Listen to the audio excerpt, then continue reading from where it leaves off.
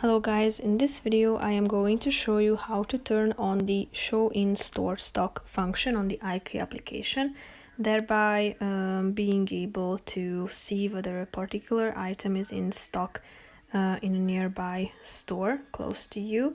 But first I just want to mention, don't forget to subscribe to my channel, because at 10,000 subscribers I am going to show you my whole YouTube revenue statistics and growth strategy, how to make money online. So let's jump into it. First of all, open the application on your phone, then you should tap on the search icon down below, which is the second option. Now, as you can see in the middle of the screen, there is this show availabilities function. Tap on the settings icon.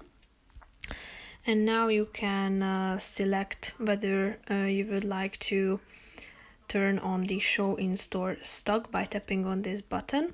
You can choose the store that is close to you. So just simply tap on the relevant one. You can either use the search icon.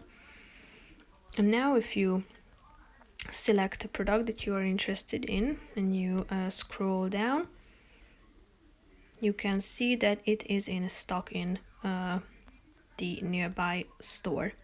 So that's pretty much it for this video. I hope you found it helpful. If you did, consider subscribing and see you in the next video. Bye bye.